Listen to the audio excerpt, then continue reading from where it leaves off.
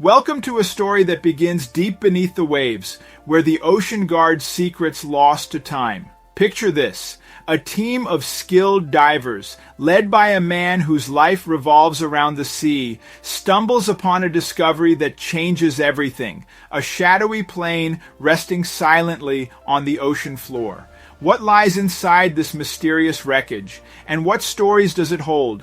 Stay with us as we dive into a tale of intrigue, history, and unexpected revelations, where every step forward only deepens the mystery. Let's begin. Diver spots a sunken plane on the ocean floor. They turned pale after swimming inside. Nolan, a skilled diver with several undersea adventures under his belt, had always been drawn to the mysteries of the deep blue. On a group expedition off the Californian coast, the team came across the shadowy outline of an aircraft hidden beneath the waves. The excitement of discovery soon turned to dread as they ventured inside the eerie aquatic tomb. Nolan had always loved diving, living his entire life near the sea. Getting his PADI certification was like getting his driver's license. Getting that certificate eventually ensured him of his job and allowed him to dive anywhere in the world. Nevertheless, nothing felt like diving near the coast he was from. Nolan believed that he had seen it all. He'd been to all the major reefs in the world, though it had been for his job as a marine biologist instead of leisure. It was always the spots near the California coast that made him dive for leisure and inadvertently made him fall in love with diving all over again. That was until he spotted that strange thing beneath the water's surface. It had been during one of their routine expeditions to check the reefs and the state of the area's biodiversity. However, it seemed like something significant had changed, as they had never seen this before under the water, especially so far under. There was no way to communicate with his colleagues audibly, and with the sight before them, there simply weren't enough pre-discussions of action. They had to ensure everyone's safety first. Nolan had dived through abandoned ships before. He was an expert on those types of explorations, and because of that, he certainly didn't fear entering what looked like an old sunken plane.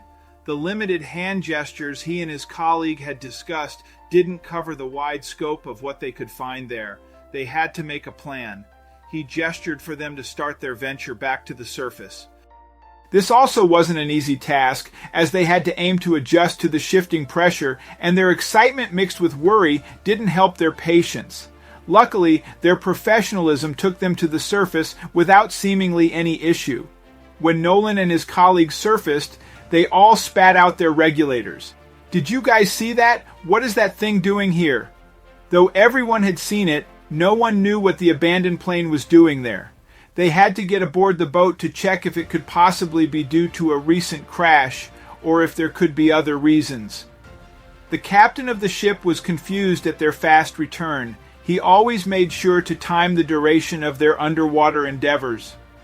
When Nolan and his team told him what they had found, he quickly understood. Nolan and the diver team needed to be able to discuss this using words. Furthermore, he knew that they also had to call the Coast Guard to help them find where this plane could possibly have come from. After hearing their story, the captain made a quick call, which hopefully would give Nolan and his team the information they would need during their exploration. Luckily, it didn't take too long for them to finally reconnect to the boat. The Coast Guard sure had some news that shocked the crew. With the numbers on the side of the plane, the Coast Guard was quick to find out when and where the plane had crashed. When the Coast Guard returned the call, Nolan was waiting in anticipation. He tried to read the captain's face, but his expression remained stoic. The plane dates back several years, if not decades. It had been said that it had simply disappeared. The Coast Guard is unsure how it came to be on the Californian coast, but as long as we report back our findings, we are free to explore and study the object, the captain said. Nolan was giddy with excitement, but he had no clue what was actually waiting for him on the ocean's floor. In the early morning light, Nolan's team laid out their dive gear with ritual precision on the deck. Each piece of equipment was accounted for: fins, masks, air tanks, and suits. Nolan checked his dive computer, ensuring the nitrogen levels were set for the depth they'd be hitting. Nolan felt the familiar thrill of a challenge, tinged with the anxiety of the unknown. With their gear ready, Nolan gathered his team for a final review of their deep dive procedures, discussing the topography of the ocean floor and potential hazards. James took the lead, laying out the emergency plan, detailing ascent times and decompression stops. Irene presented the new hand signals they would use, ones that would let them communicate complex messages in the silent depths. The gravity of their mission was clear in their focused expressions. The team circled up for a sobering discussion led by Nolan. "We might be the first to touch history since this plane went down," he said, reminding them of the sanctity of potential human remains and the significance of their find. He spoke of preserving integrity for any artifacts they found and the proper protocol for documenting the site. Nolan, with the methodical nature of a seasoned biologist, went over the inventory. Every diver was equipped with a personal locator beacon and a knife for safety and potential entanglements. The specialized equipment included a metal detector and sonar for mapping the site. They all knew that once below, the success of their dive depended on this preparation. Hours later, the final rehearsal took place on the stern. Nolan and his crew simulated the dive, practicing their newly devised signals. James monitored the time, while Irene quizzed each member on the signals and emergency procedures. As the sun climbed higher, casting a glittering path across the water, the team felt the silent camaraderie of a group bound by a shared quest. As they descended, the Pacific darkened to an indigo abyss. Nolan's breath slowed, the weight of history heavy in his mind. The team communicated through lights as the aircraft's silhouette emerged, a haunting, still enigma. Tempering their excitement, the divers mapped and documented the wreck. Nolan directed the team to capture every inch, their cameras flashing, sketching the grim tableau for the surface world. Nolan and Irene, poised at the aircraft's broken doorway, exchanged a glance that carried the weight of their task. With a nod, they signaled the team to begin the interior examination. As they slipped through, the current seemed to whisper of histories waiting to be reclaimed from the silence. Each diver knew that the cabin might hold more than just secrets. It could be a memorial to souls once lost. The divers' lights pierced the murk, unveiling the plane's innards like a slow revelation. Seats and luggage were strewn in disarray, suspended in the still water. The team moved with grave gentleness, their beams catching on cables and glass shards. A pilot's logbook, frozen mid-sentence, and a faded photograph came into view. This was more than a dive. It was a communion with the past, each diver a silent witness to the quietude that held the plane in its ceaseless embrace. The divers swam through the cabin, their lights casting long shadows behind the floating debris of lives interrupted. They found personal belongings, wallets, jewelry, writing utensils, all preserved in the cold saline like relics of a time capsule. The stillness was poignant, interrupted only by the sound of their breathing apparatus.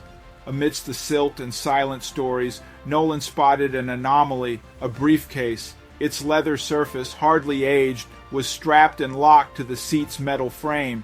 It seemed out of place, secure in its position, as if guarding its contents against the passage of time. What could it contain? Maps, perhaps, or confidential documents? Nolan signaled to the team, his eyes conveying the excitement of the find. It was an unexpected turn in their underwater investigation, promising new layers of enigma. The team couldn't help but be drawn to the artifacts that floated around them, evoking the era when the plane had last seen the sky.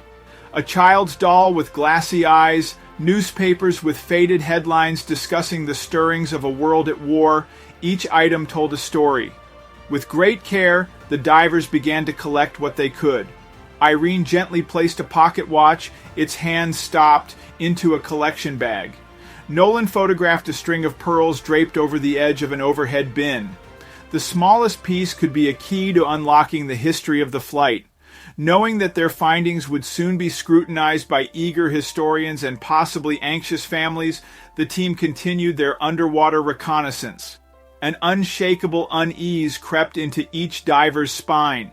This aircraft, a keeper of untold stories, seemed reluctant to yield its secrets. The manifest had listed casual travelers, businessmen, and families, but the presence of the briefcase, secured away from prying eyes, suggested clandestine motives. Were these passengers mere cover for a more secretive mission? With every clue gathered, the weight of the unseen and unsaid filled their chests like the ocean's pressure. Nolan hovered before the sealed compartment door, its barnacle-crusted edges obscuring its original form. Without a way to open it safely, a chill crept over him. What secrets lay beyond? On the surface, the discovery of the door shifted the mission from recovery to historic exploration. Was it a simple cargo hold or something more? Nolan knew they couldn't rush. The door demanded respect, its opening a calculated risk. Dripping before the communication equipment, he detailed their findings, his report marking the start of a significant chain of events. The authorities responded swiftly, their instructions tinged with excitement and caution. There was an urgency in the air, but it was tempered by the knowledge that what they did next had to be done right. The ocean floor was not a place for impulsive actions, and the laws governing salvage and discovery were clear and strict. Irene reminded the team of their responsibility to preserve the integrity of the site. "We have protocols for a reason," she asserted. "What we find and how we find it will be scrutinized by the eyes of the world." On the deck of the vessel, the team gathered, wrapped in towels in the waning sunlight. The discussion was animated, each member weighing in on the potential revelations the sealed compartment could yield. Could it be espionage or a private trove? Someone mused. They knew the next steps they took could rewrite a chapter of history or close it forever. The crackling radio signal cut through the maritime air as Nolan relayed their coordinates and findings to the Coast Guard. Descriptions of the submerged plane, the sealed compartment, and the undisturbed aura of the site were methodically broadcasted. This call would place the mysterious aircraft back on the radar of the present, transcending years of silence. The waiting response would determine the future of their expedition. The vessel became a temporary home, a space between discovery and disclosure.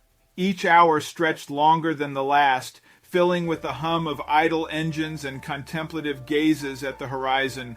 With little else to do, the team maintained their equipment, checked their data, and speculated on the historical tapestry they had stumbled upon. Speculation grew like a storm as the dive team congregated around maps and dive logs. Could it be a relic from a covert operation? One diver posited, turning the conversation into a labyrinth of theories.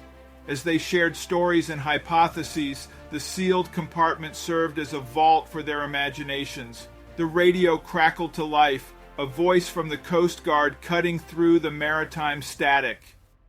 "All teams, stand by for further instructions," it commanded. Nolan's grip tightened on the receiver. "Stand by?" After such a discovery, the team's collective heart sank a little, even as their minds understood the need for patience. The directive left them in limbo, suspended between their passion for exploration and their respect for authority. The unopened compartment below was a siren, calling them back to the blue depths.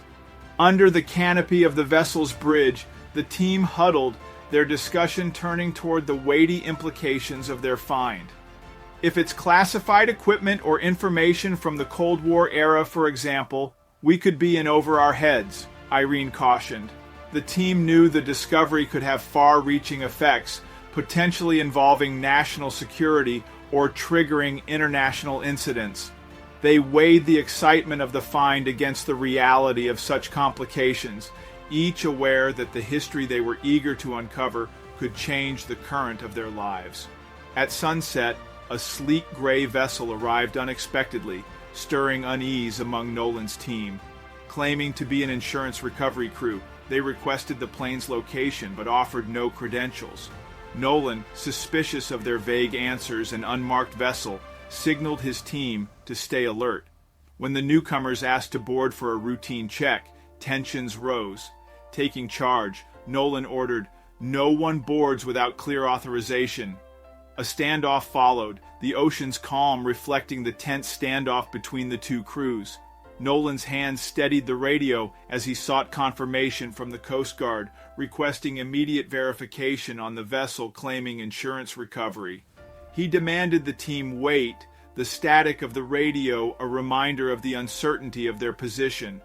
The legitimacy of the new vessel's crew hung in the balance, their true purpose shrouded in ambiguity. Until they received the Coast Guard's word, no action could be taken. A game of patience played out on the high seas. As night enveloped the sea, the so-called recovery vessel hovered like an uneasy shadow. Nolan and Irene exchanged glances, aware that the lack of confirmation from the Coast Guard only deepened the enigma.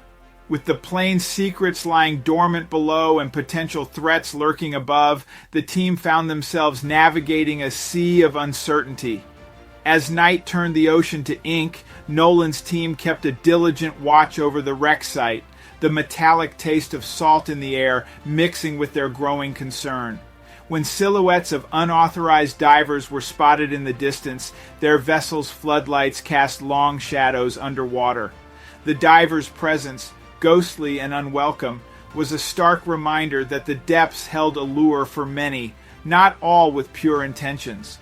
When the scattered lights of unknown divers pierced the abyss, Nolan's vessel became a hive of tension. Quick, intense discussions broke out as binoculars fixed on distant lights. Could it be the crew from the unmarked vessel exploring or exploiting the wreck? At Irene's signal, they prepared the floodlights, asserting their claim. The quiet shattered as they spotted unauthorized divers breaching protocol and sparking tension. Nolan's voice, firm over the radio, demanded the divers surface and identify themselves. Their only reply was the flicker of dive lights below. Back in his cabin, Nolan reviewed the photographs and notes of the wreck, wondering what he'd missed. The wreck held its secrets, and each new question deepened the mystery. On deck, a heated debate unfolded. Was the wreck a sacred war grave or a treasure trove of historical value? Some argued it should remain untouched, while others insisted exploration was necessary. At dawn, the suspicious vessel lifted anchor and retreated into the Pacific horizon. Nolan's team recorded the vessel's departure, feeling unsettled by the quiet that followed. The Coast Guard's message granting them permission to investigate cut through the tension, signaling not just an exploration, but a deeper dive into geopolitical and historical mysteries. The team prepared for the dive with a mixture of scientific excitement and a grim sense of the dangers ahead. Irene especially focused intently on her gear to stave off her growing unease. The dive team, suited up as the morning sun broke, was ready to find out. Nolan led the descent into the deep, their lights piercing the water. The team opened a resistant compartment door, revealing artifacts preserved by time. With reverence, they collected delicate objects, papers, personal items, and a mysterious mechanism. Time pressed, and they prioritized items for recovery, leaving the rest for future dives. Once surfaced, the crew examined the artifacts, a manifest with cryptic cargo, maps, and documents tied to clandestine missions. The wreck wasn't just a missing plane. It held secrets linked to intelligence operations. Government officials soon arrived, collecting the evidence and swearing the team to silence. As evening fell, the thrill of discovery was overshadowed by the realization that they had uncovered a truth that might never be told. They had become part of a story, but at what cost?